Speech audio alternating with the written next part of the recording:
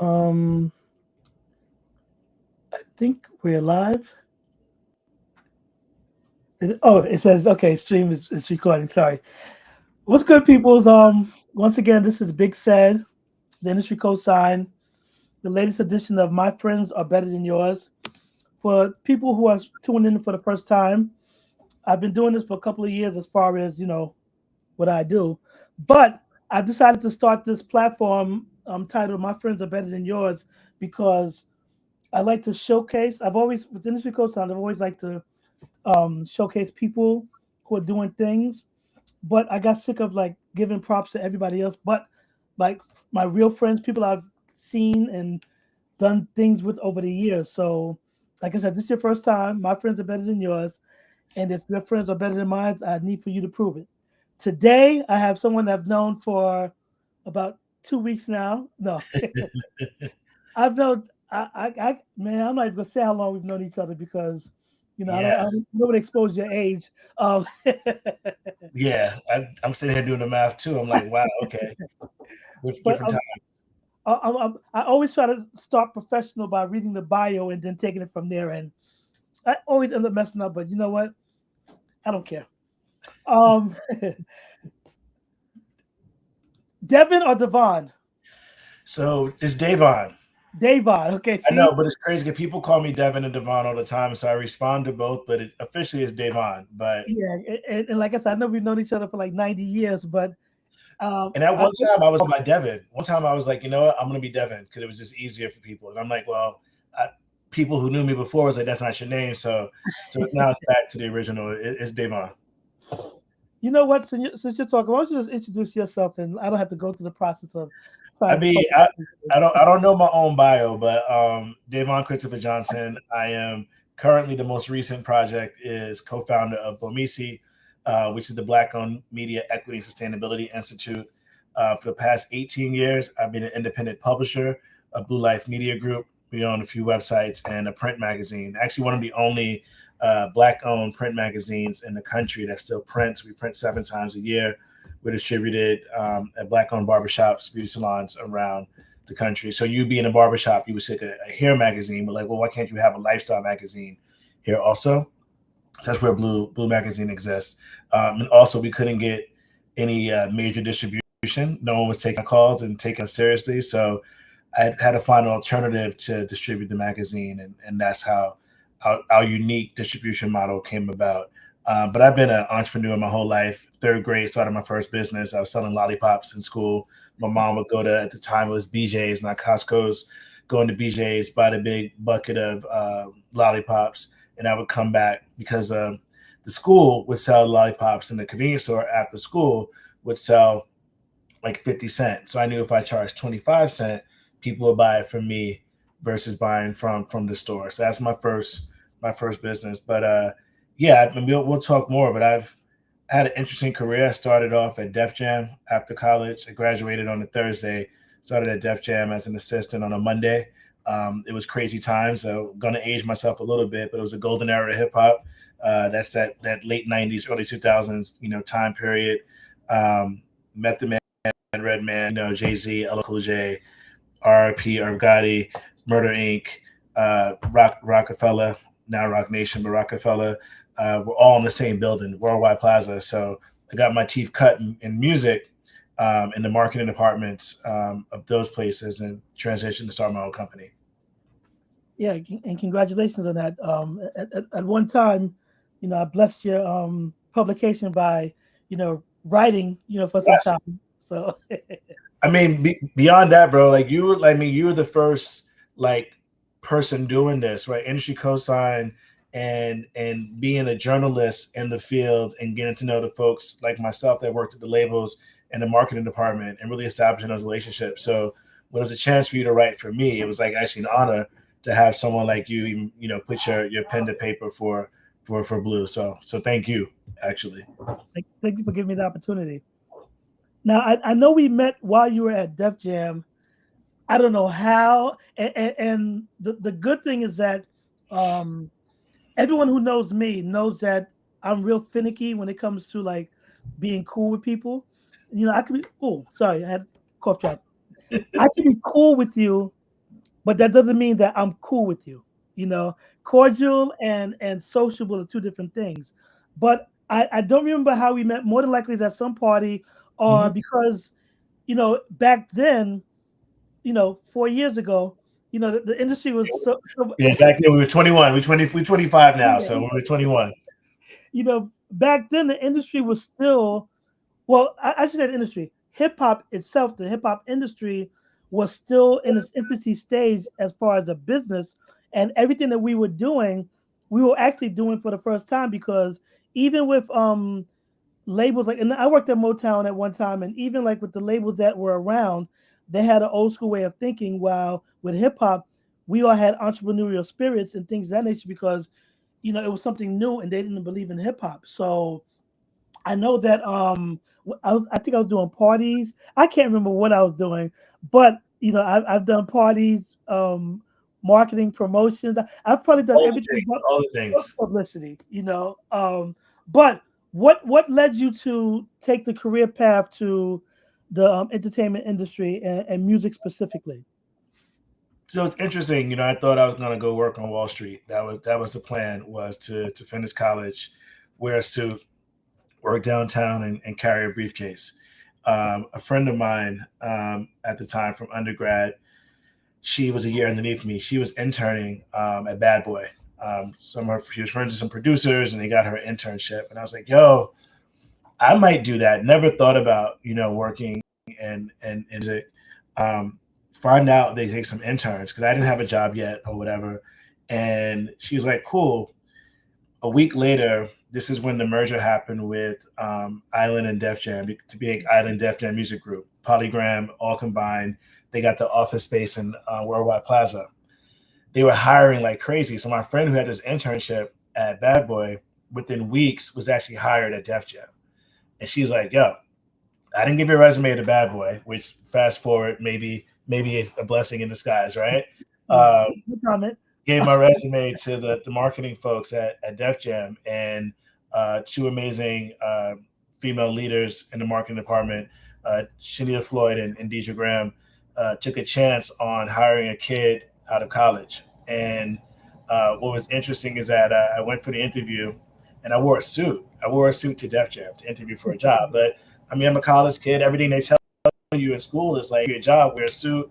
Um, I had cornrows at the time, took my cornrows out, put a bunch of gel and juice and berries in to pat it down, and went on my interview. And what's interesting is that Jay Z was in the office at the time when I was getting interviewed. So I had to wait for them to finish the conversation with Jay Z. So now I'm like sitting there like an hour, right, and sitting like outside their office because they're talking to marketing stuff and doing whatever. And Jay Z comes out, and most people would probably be very excited and be impressed or like fan out. I was actually so upset that I was being made to wait because the arrogance of a 21-year-old, right? The nerve. The nerve for them to make me wait. I ain't gonna look at nobody. So I just sat there.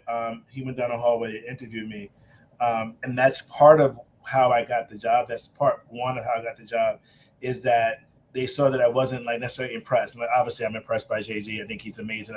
I'm a huge fan and those things. But in the moment, I stayed cool, and I think staying cool was key. About a week later, I'm at Joe's Pub because another friend knew the owner of Joe's Pub, which that was the spot to be back then, right? One of the folks that interviewed saw me there, and at this time, my cornrows are back in. I had on some army fatigues and like a denim shirt, and that's the part two of how I got the job. It was actually her seeing me in a different light, that I could keep it proper and correct in the office, and also go to these industry events, have access, and look and be the part and be natural in both settings.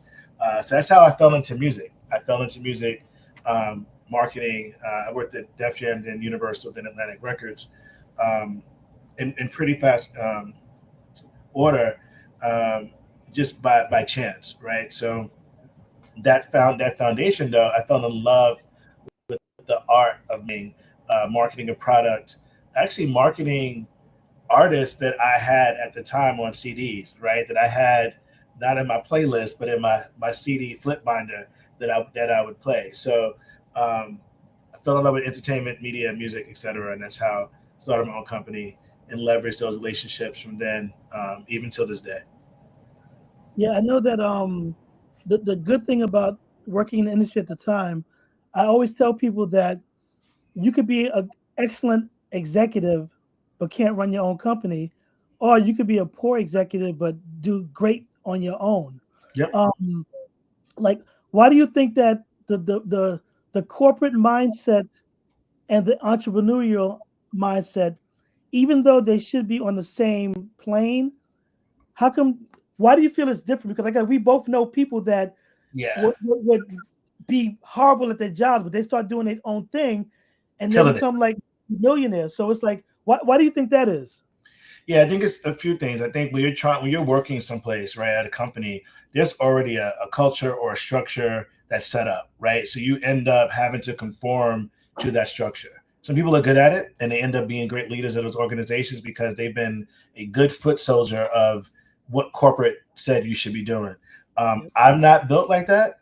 I'm not. I want to understand why a thing is. I'm not just gonna like do the thing, right? Okay, you go here, make the copy here, place it in this bin. I want to know why we're doing that. I can't just do the function of the exercise. So someone like me doesn't fit into that. But I do think people who can fit into a corporate structure, can fit into the rules, and can be a good foot soldier. Because oftentimes, who you think is the leader of a corporation, maybe the leader and the view of the consumer, but there's a board, there's investors, there's investors with an investment fund, there's all these other layers. So they're actually an extension of leadership, but they're not the stopping point of things that happen. So on the other side, people who don't fit in that structure, that want to do more, that want to take risks, that want to ask why, that want to break the rules or use the other copy machine, not the one over here. They end up going on their own and trying different things. So they don't have the fear of messing up because the boss will get mad. Now they may have other fear like losing money or failing a business, but they're not gonna get in trouble for trying something different. Well, before I go off on some different tangent, I actually want to focus for a moment on what you're doing now, because I Yep. know you've built something that we as the community definitely needed. I would say black people, but it is black people, but I know it encompasses so much more. And I don't want people Yeah. to be deceived into thinking that it's just for blacks, even though it is. But like how did like I like how did you venture, because we all have different ideas and different things. Like, why did you feel the need to start what you're doing, and what goals and um what do you plan on doing? Like, how does it look in, like, well, first the goals, and like how does it look in 20 years, 15 Yeah. years, 10 That's minutes? No. yeah, and that's a great question. Starting different businesses as an entrepreneur, you try different things out. You're lucky if one of 100 things work out for you. Jay-Z always says you only have to be right once, right? So you can be wrong 100 times, right? But time 101, you're right. That's when you hit. I think the trial and error of being an independent publisher with self-funded, no outside funding. So Blue, totally funded by me, cashed in my 401k, ran up my credit cards, went into it very, what I call the original AI, arrogance and ignorance, went into it that way, thinking I knew it all, I can do it all, I can be it all. Made a lot of mistakes. Fast forward, 2020, comes about. And at that time we were 16 years old as a company. And I kept hearing all these things like, these brands like pledging all this money, and I'm going to support diversity, and I'm going to support Black owned media, and we're going to put more money into Black creators and all this stuff. I'm like, wait, I've been around for 16 years. I've been knocking on your door. I've been making cold calls. You ain't giving me shit, right? You ain't cut a check yet to me. This is an opportunity, right? So I didn't sit in that complaint, right, of like, oh, I didn't get something before. It's like, okay, this is the opportunity. How do I make this moment work for me? And I realized making this moment work for me wasn't really about me.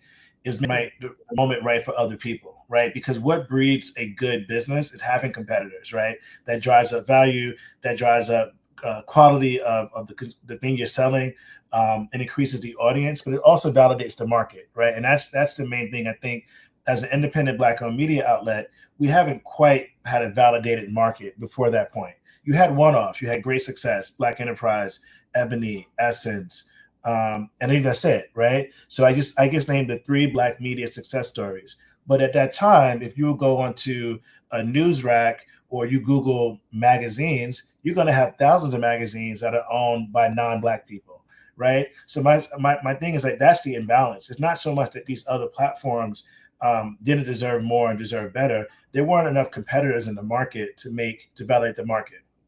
So with that, I began, with a text message to some friends. Hey, I want to start a nonprofit. We need to hold these brands accountable.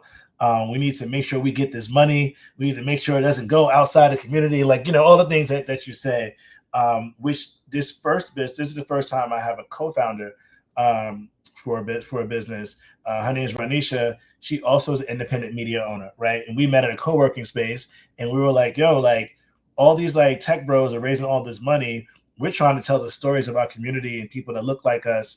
And her case focused primarily on women, me focused on Black men. And we're like, we got to make sure that this doesn't happen. We make sure we support ourselves.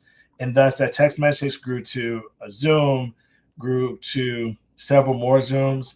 And then we landed on 2 of us co-founding what became Black-owned Media Equity and Sustainability Institute. A mouthful, but every word's chosen intentionally as a way to help ourselves, but also help the community. Right? You're on a plane, they're like, "Yo, if we lose cabin pressure, the oxygen mask drops. Put it on yourself first, and you put it on the person with you." So that's how we approached BMeS. We made sure we were supporting our businesses, making sure we were viable, and therefore we can reflect that same viability with other independent media outlets. And the key there, what we're in right now, is sustainability, right? We knew that sympathy dollars of 2020, George Floyd, Black Lives Matter, these pledges, America's cyclical, right? So when something's hot in the news, we're all for it. And then when our minds change, or the next news cycle, or there's a balloon in the sky, or there's a drone in Jersey, we change our minds, right? So we're like, capitalize on this moment, but be able to make sure we have these businesses set up for success and they can sustain themselves after that. So here we are facing DEI challenges, facing political challenges, facing cultural challenges. And those of us who stuck to the plan, still here, doing the work. Not saying it got easier, it actually got harder, but we were able to sustain ourselves and be in the flow. And before you ask your next question, yes, we say Black-owned media. It is Black and diverse-owned media, but in America, the case for racism, the case for discrimination, is towards Black people first. So everyone else's rights are lost on the backs of Black people, but everyone's rights are gained also on the backs of Black people. So if you address Black in America, then you can fix all the other things that go on. So. Yeah. So with the current environment, I don't think I have to go too much into detail, and with all the DEI initiatives being taken away and thrown away and kicked out and everything like that, like, how do you see what you're doing? Of course, it's still, as a matter of fact, it's probably more important now, but being that some of these companies have decided to, cave into the pressure of your current president, like, what do you do going forward? Like, how is it that you feel that you can still be able to be sustainable, as well as actually get stronger? Because I think this is the time where we do need to be more together. Mhm. And even though we can use the corporate dollars, so to speak, which means white dollars, um, like how can we go forward and make sure that we're getting, even if we're not relying on it, so to speak, but surviving, because that's what we're doing essentially, is surviving, especially in this climate. Like, how do you see it going forward, as far as the company and just Black businesses in general, that I guess should be relying on each other? And I say should be, and I Yeah. pose a question mark, because it is a funny game, but I know it's a very loaded question. Like, I put like 17 questions within one. I'm But like, how do I answer this? Listen, I read a book from almost 2 decades ago called "Who Moved My Cheese," right? And it's this thing where we think the mice or the mouse thought that the cheese was just going to be there, and then one day it's not there, right? So the codependency on the handout or the crumbs or the scraps or what's left over is, I think, the problem that has almost paralyzed diverse-owned, Black-owned small businesses, whether it's media businesses or mom and pop shops. What we've been trained to think is that we should be happy about the scraps. We should be happy about the crumbs, and then we should fight over those crumbs, right? For me, for my business, and for Blue, and then for BMeS, how I'm leading those platforms, that I'm always going after the 95%, the 5% that's set aside for us. If I waste my time just fighting for that 5%, the next person with one more traffic, one more audience member, one more click than they're going to get it. If I go after the 95, if I can find value in the 95, or the 95 can find value in me, then that's a long tail approach, right? And that is how you grow your business, sustain your business, and become profitable in the long run.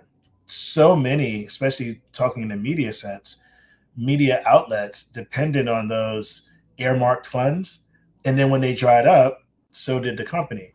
I just want to double down.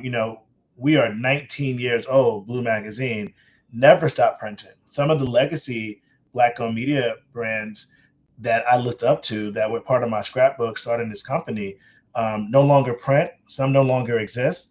Quite a few went bankrupt 1 or 2 or 3 different times, changed ownership, all these different things, because they were all fighting for the same crumbs. So when I saw that fight, I'm like, I'm not going to get in that fight. I'm gonna go over here, and I'm gonna see what's happening with the 95%. I want to see how their business is run. I want to see what their KPIs are. I want to model my business after that.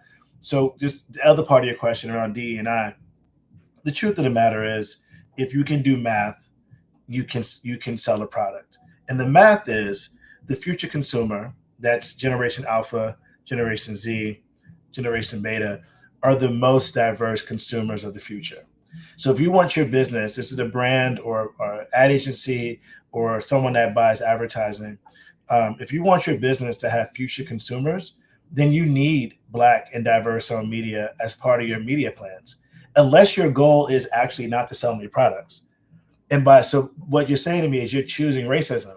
So that's a challenge I give to any media buyer or account lead or media planner is, do you not want to sell products, or are you just racist? And then we can address that as is, but don't code it in these other different things, because the math tells you, if you want to sell toothpaste, these are the folks in the next 5 to 100 years that are going to be brushing their teeth, right? If you want to sell soda, these are the folks in the next 5 to 100 years that are going to be drinking your soda. Why would you not choose to advertise to them? And if you're choosing not to, then you're choosing racism. So we're never going to do business together. And I can move on and not waste my time. Yeah, that's good. I know that there's always a sentiment where whenever it always seems that whenever there's something that goes wrong when it comes to racism, or us as people being treated a certain way, which we should be used to by now. Mm-hmm. No, I shouldn't say we should be used to by now, but we are used to. And there's always a discussion. I'm always hearing, why can't we build our own? Why can't we build our own? But yet, when we try to build our own, the support isn't there. So it's like, then we get situations where, outside of like maybe a FUBU or whatever, where you have a clothes company that's trying to do things and may not even charge as much as a Dior or whatever the expensive clothes is for the day, but we still can't get that support. But we want that support. What do you think we have to do as a culture? I'm not going to say as a people, but as a culture, to get over that hump in order to not only be taken seriously within ourselves, but to make strides where we don't feel like we have to cater to anybody but ourselves? Yeah, I mean, it's real simple. He who controls the media controls the mind, right? So if we are not in control or in charge of the narrative that we see and that we put out, right? Because life imitates fiction in our case, right? So I remember a time where everybody wanted to be a gangster, And that was during the time of those movies, like, Boys in the Hood, Paid in Full, great movies for entertainment. But that isn't the whole story of who we are. So I think until we're owning our narrative and controlling our narrative, we're going to have a brainwashed culture or community of people, because we then begin to believe the lie about ourselves, right? We begin to believe that we don't deserve better. We then begin to believe that our products aren't as good. So we save our paychecks and we go buy Dior, right? When we pass by, right, in our neighborhood, 3 or 4 mom and pop shops that are being made with quality, handmade things, hand stitched, the best products and goods, but we'll pass it by in our own community to go outside of our community because we've been taught that the elder is better. Right? So it really starts the narrative about our community, excuse me, for our community, and the stories that we tell ourselves. And the FUBU example is very interesting, right? Because it's not just FUBU, right? There's a charge in that title, for us by us, right? So it wasn't just shirts and hoodies and logos. It was a call to action, right? But then what happens is we get caught up in the look and we get caught up in the style and the fashion that we somehow forgot that message. So we've had several opportunities throughout time to course correct, right? And we have the examples in front of us. There's no reason why we're choosing not to. Like, we're choosing not to support our businesses. We're choosing not to invest in our community. And yes, there was Tulsa, there was Durham, there were all these times. There was the bombing in the 80s. There are these times when black wealth and black dollars became concentrated and these communities became so financially profitable that it was a threat to white supremacy existence, right? And those folks sought to destroy our communities. Now, here's the thing: the great lie is that black people's um, growth and education and finances is the reason why things are bad for non-white people, and that's just a myth, and that's not true. It would have worked until, I don't know, 1999, the social media. We can now see the truth, right? So the revolution is not televised, and the afterthought is live in real time. So we're seeing it, then we can choose in the moment to be better. So I definitely want to call out prejudice and racism for what it is, when it is, and how it is.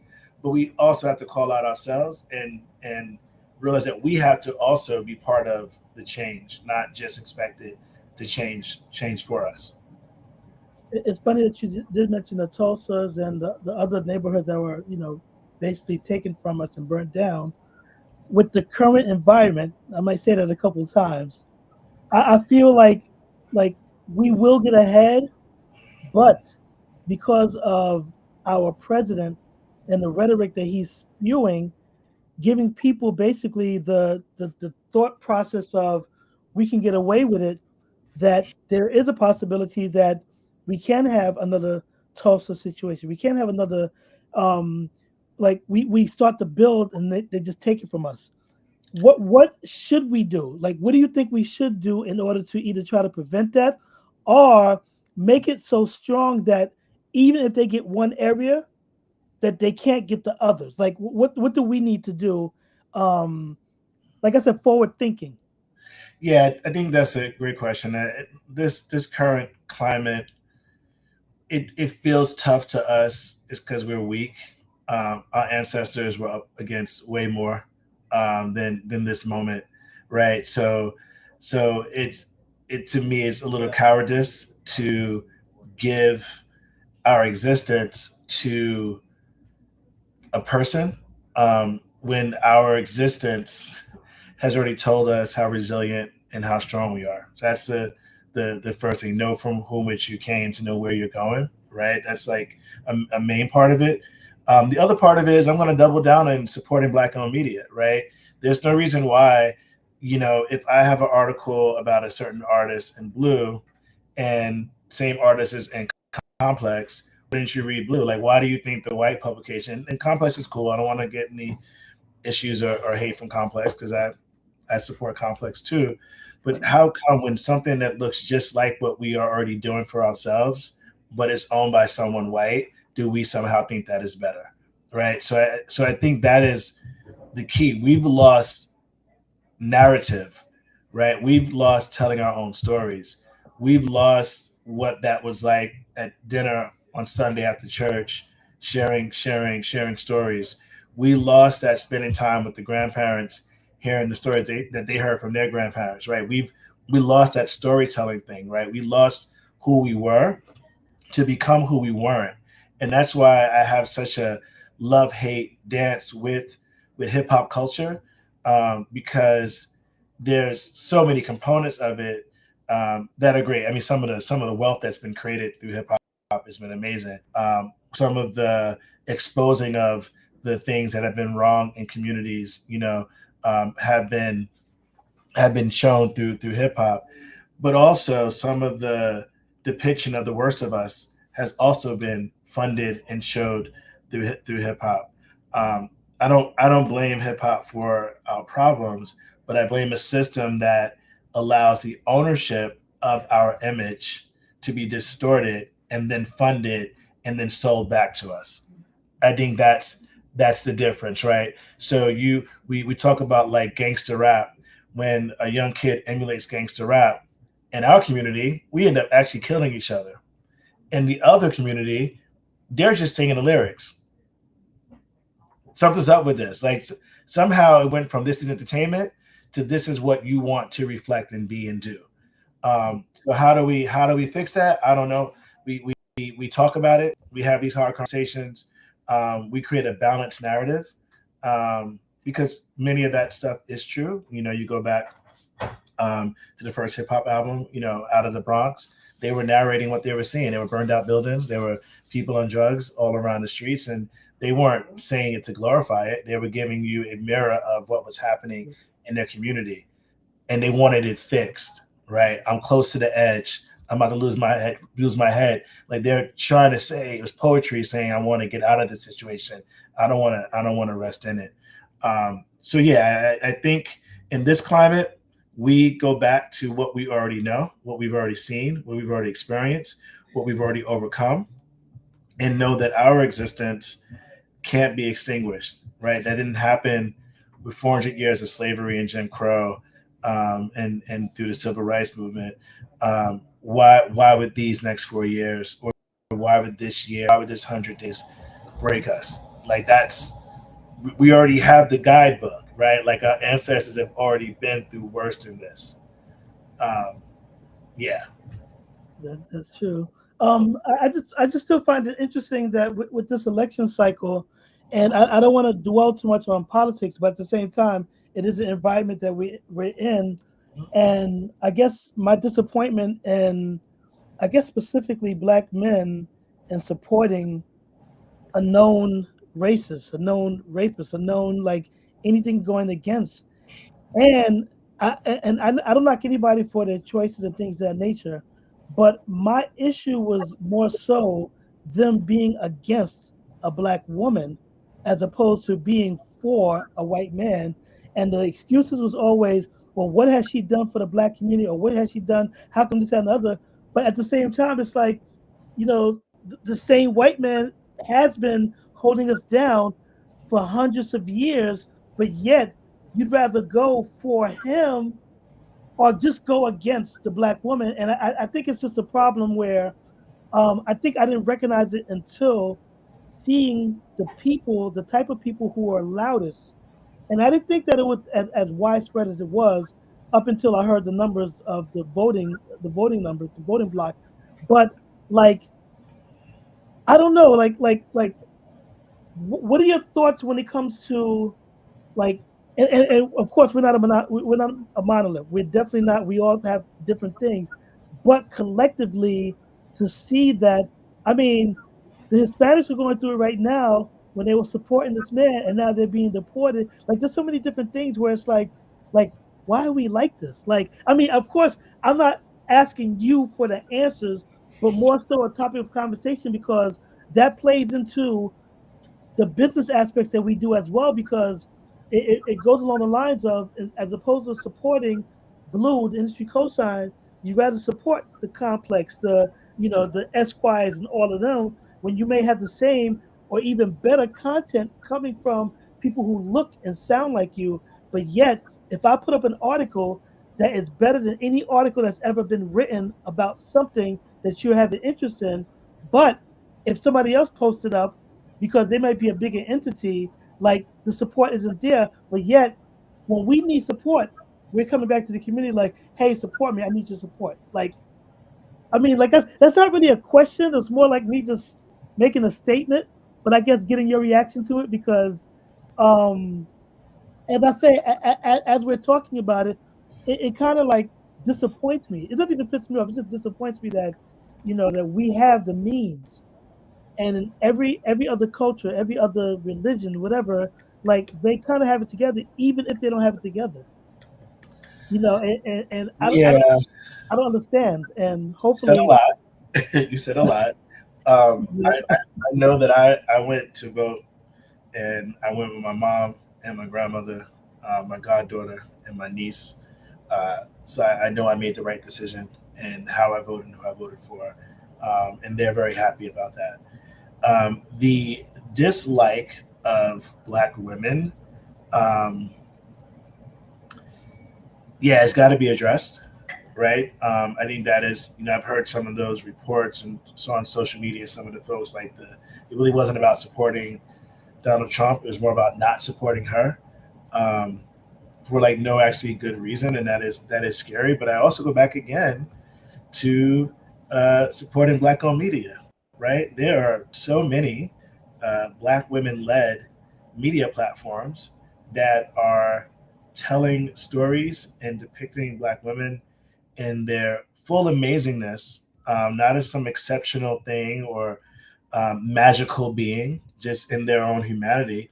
And we don't, as a culture, support that, right? So if you live in a country that doesn't respect and support black women, and then your message is being brought to you through media that doesn't necessarily support black women, then what do you expect the output of our behavior as a community is towards black women? So um, double down on the support black owned media, support independent black owned media, and if you're in positions of power or influence, to make sure these stories are being told. Because that's the thing too. It's like, it's not like, don't give me the earmark crumbs. Like I said, like give me an equal, co-equal seat at the table, and allow me to compete in the marketplace and drive the value up, the value prop of black owned media as an ecosystem. So sort of answer your question, sort of didn't answer your question, because one thing I don't want to be is a spokesman for all black men, and the black men decisions they made on election day.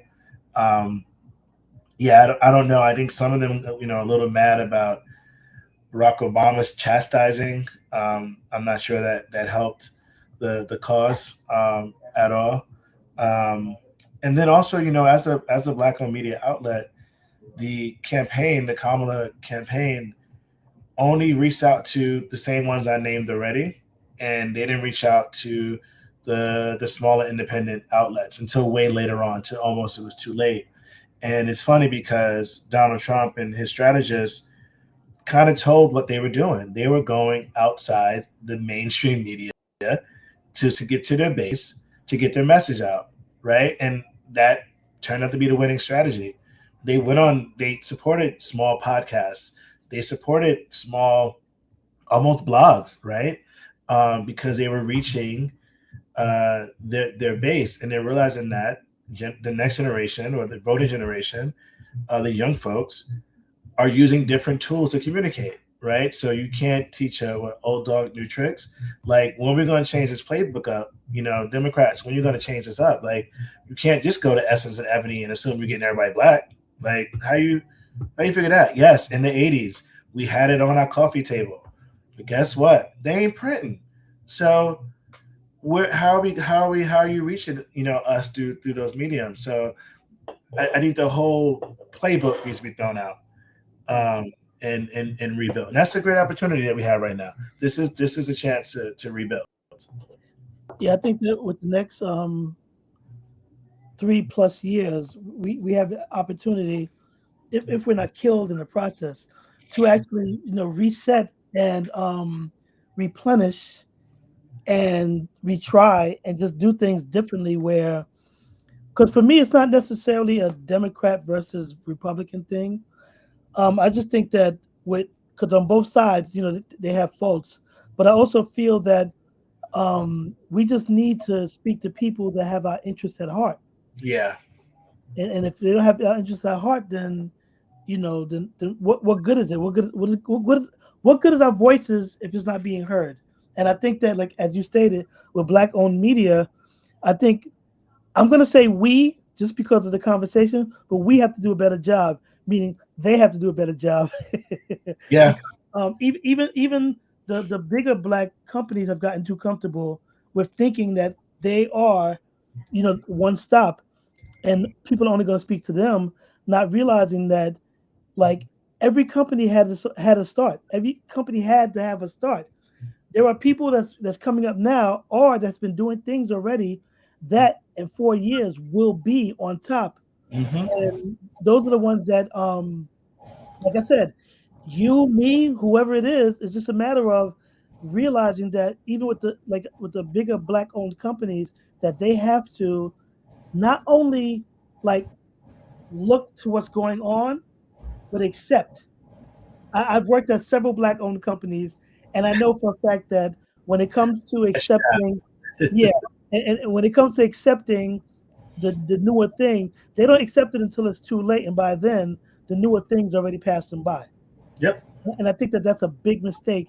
And the older people, because even in theory we're the older people, but you still have people that's older than us, or let me rephrase that, that's been doing it longer than us, that has a mindset that is hurting themselves and they don't realize it. And like Yep. I said, by the time they realize it, it's going to be too late, and that's going to be another black-owned entity that could be used in the fight for us. That's going to be taken down or fall off. It's happened too many times before. It's going to happen again, and then we have a habit of going with the ignorance, with the gossip websites, and that's cool because I tell everybody, people have, they get their news from wherever, or they, whatever fancies they have, it's okay.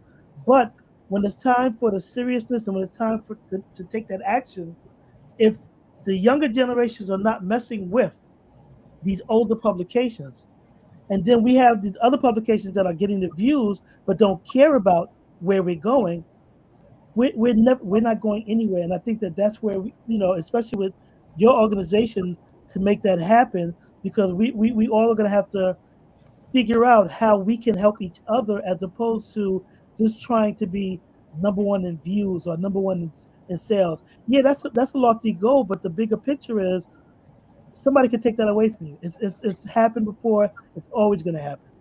Yeah. I mean, that's the thing. What do you end this for? It's funny. I remember this old clip of Madonna. Right. She was like, "Well, I didn't become a singer because I was the best singer. I became an artist because I had something to say." Right. And that's the thing. And I think we have to get our either our moral compass or our direction or what our goal is aligned, and then lean into that.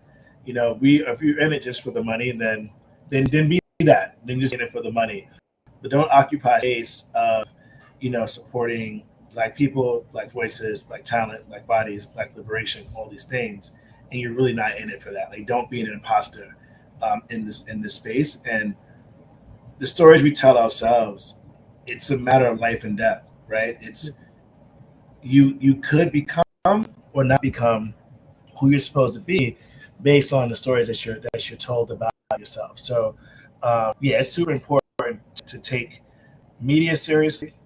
Super important for anyone listening to take black owned media, take BMeS, the Black Owned Media Equity and Sustainability Institute seriously, and support these diverse stories that are being told, because it could change and make a huge difference. And I want to give a message to a lot of artists, politicians, anybody who's looking for that type of coverage. In my experience, like, we're good when they're coming up. Once they get that position, then it doesn't matter anymore. And then on their way down, now They all of a call sudden us.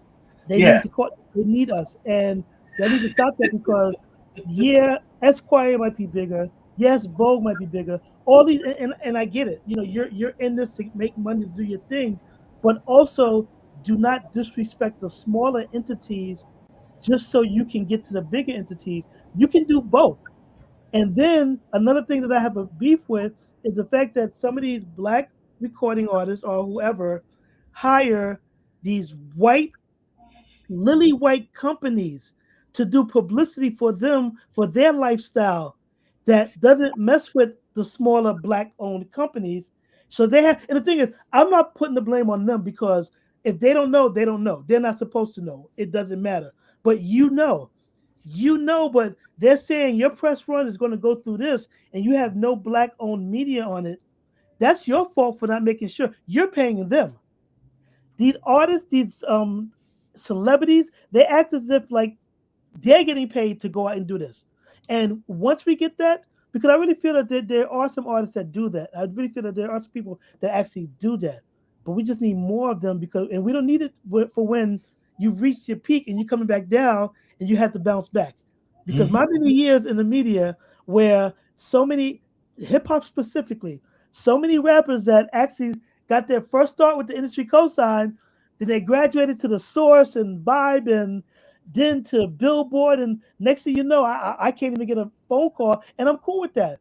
But don't approach me when Billboard is like, "Nah, you're dead," or any of these other companies are like, "What do we need you for? We have this person." Now all of a sudden, you know, my numbers never changed, so you found it. And like I said, I just want to say that you know, we just have to be self conscious, and I do blame the artists that do make it because um, the white owned companies and those white artists, they don't forget the people that brought them on. As a matter of fact, some of them bring them with them. They Yeah, bring, I've they bring seen, their cousin Tommy. They bring yes, their best friend Josh from college. They do that. I mean, you guys gave a whole sermon, so you know, let the church say amen for what you just said. But yeah, I mean, I have a few artists who we did some articles on when they were coming up. You know, independent films or off Broadway plays or first single, whatever. As they came up, you know, we would get the response from the publicist like, "Oh, we've already done our press run in that tier already. The fuck is that, right?" Um, I'm like, okay, cool. It used to bother me, but when that rise happens like that, when we're forgotten on the way, I always know they're gonna come back around, and I just say no now. Like luckily, you know, we're able to be that new voice or new media outlet for a great amount of emerging talent, and we've been able to keep that and sustain that. I actually approached one artist, an actor, recently, like, yo, like, I offered you a cover, man, when you were doing this movie, and your publicist came back and was like, "Oh, we're not, you know, we're not, we already did our press run in that tier." The movie ended up having some challenges, some issues. All that non-black owned press turned their back on this actor, and he didn't get any press and no support. There was no one to tell the other side of the story um, when the downfall came. So, yeah, we have to also be responsible for ourselves and police and hold our community accountable. okay. I've had this for some time now. I just want to make sure that is there anything that you're doing now or about to do that you'd like to discuss or bring up where you know we can be on the lookout for? Yeah, it's two things that we do over at BMeS. We do an accelerator called the BMeS Accelerator, where we've already graduated 21 independent, diverse publishers. So that's Black, API, Hispanic, Asian, women, veterans, disabled, etc. We've given out $500,000 in non-dilutive investment into those platforms. So that's launching applications in a couple of weeks. Just Google BMeS Accelerator. There'll be a portal for that. And then I also host BMeS Weekend. We've done it 2 times in Tulsa, on Black Wall Street, in the Greenwood District. Last year we brought it to Detroit. We're back in Detroit again, and that's the first weekend of June, June 6th, 7th, and 8th. So that's BMeS Weekend. Google that also. But I think those are spaces and places that we can use to support of the community. What advice would you give anyone that wants to follow their passion, not even if it's not specifically within publishing, but just in general? What advice would you give them in order for them to be on a road to success? Yeah, so great question. And I think regardless of what industry you're in or you're pursuing, one, know why you're doing it. Like, don't be an entrepreneur because it's trendy, or you saw somebody on Instagram with a nice car, because they probably rented the car and it probably ain't their house and they probably don't have no money. So do it because you want to do it and you have a reason for doing it. I say all the time when I'm asked this question, the key to success for me has been I set a goal, and then everything I do from that point of setting that goal is to get me to there. So the road may take some turns, the road may be bumpy, there may be obstacles and hurdles, but everything I do is leading me to that goal. So I know the goal and the destination first before I even know how I'm gonna get there. I figure out the getting there along the way, and I say pursue it, because what you don't want to do is be a shoulda, coulda, woulda, right? We all grew up at the barbecue and you heard people in the background, like, oh, I could have, I should have. Back in the day, I did. I knew that I did not. From a young boy, I knew I did not want to be one of the elders or the uncles in the corner talking about what it was and what I could have, should have did, right? So at least now, I can say I tried it. Some things worked, some things didn't work.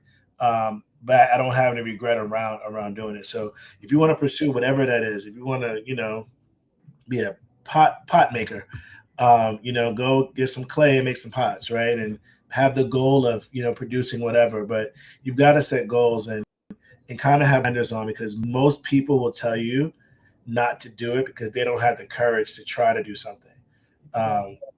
Especially in the beginning, as you get your mentors and your network and you have your case studies and, your examples of how businesses work to not work, then you can get some feedback. You can get a feedback loop going. But I think in the beginning, oftentimes the failure to launch is because we listen to the naysayers that never had the courage to do something. If you could do anything over again, what would it be and why? Yeah, I'm trying to answer this question. Um, yeah, I made one mistake, and I trusted someone I was doing business with, and they turned out to be a scam artist. Um, and yeah, it was just a terrible experience. And in that, I had seen and been told, there were casualties along the way. Like, she had done terrible things to other people. But I thought I was clever and smart enough for it not to happen to me. And I'm like, no, that was y'all experience. Like, it's all good. And I didn't pay attention until it actually did happen. But this is what life experiences are. So that's the only thing. Because, like, there's probably a moment when I was like, I chose to ignore the signs versus paying attention to what was right. It was an active choice to ignore the signs. But besides that, like, no, I love every lesson learned in the pursuit of making this company, and now two companies, great companies. Okay, well, I definitely appreciate your time. Great to catch up again. Since we've known each other for 4 weeks now. Yeah. Um, but good luck in everything, and I know you always keep me abreast of what you're doing, and I definitely would like to stay abreast. And good luck for the next, for the lifetime, basically. I would say the next 4 years, but we're going to be Yeah. good 4 years. But like I said, but I want you to be good for life as opposed to just for a period of time. Yeah. Yeah. I think Yeah. that's great to say that, right? Like, this, let's not just get caught up in, like, how we gonna make it through these 4 years. It's like, how you gonna make it through, period. Like, that's what it should be at. Like, what are those goals? And then you can if you can get through these 4 years, that's 4 years out of many, right? Yeah. So yeah. I mean, listen, as a people, 400 years, Yeah. right? In theory, we're still young. And we're still young. We're not as young, but we're still young. I still So got you know, a little gray in my beard, but yeah, we you see my grays, it's just popping up all over. you have a head full of hair, which is But I love my grays. That's why I'm trying to get this to grow, and it just won't listen to me. because But you got hair on your head, brother. oh Usually yeah, guys yeah. beard like me because we ain't got no Oh, hair. like yeah, I'm like Yeah, you got hang time. You good? I got people that tease me about my hair, and I'm like, y'all are just mad because y'all don't have any. So I'm Absolutely. good. Same, I same. am good. All right, But man. Thank you so much thanks for the once sound. again. Once again, this is BIGCED, the latest edition of My Friends Are Better Than Yours. And as I always say, if your friends are better than mine, then they're probably mine already. So until the next time, Devon, did I say it right? Devon. Devon. Devon. I got the accent over the E. I I mean, know, I Dave. know. And you know what's funny? I said like after I said it, then I was like, oh yeah, But It's. I got cousins that I call me think, Devon, so it's fine. All good. All right, man. but Thank you know you. what? I'm blaming you for that because you never corrected me over all these I'm in years. my So correction phase now, though. This is what you I'm know, doing now. I'm correcting okay, folks. I did it for years. I didn't correct people, so that's why I'm not mad at it. It's all good. yeah, that's like people calling me Cedric, and I let it happen. Even though the correct pronunciation is Cedric, it's Oh, Cedric or Cedric, but oh, see, I can't be Big Seed, so it's that's got to be no, that Cedric. big C is weird. That's a Yeah, yeah. exactly, Big exactly, set is good. exactly. And on Once that, again, yeah, thanks again. Enjoy the rest of your day, weekend, month, year, life, everything that comes along with it. and all the 100 other businesses I'm going to start because serial And entrepreneur over here. So, all right, man. Thank you. once you get it. Thanks once again, and that's it. Till next time. Peace out.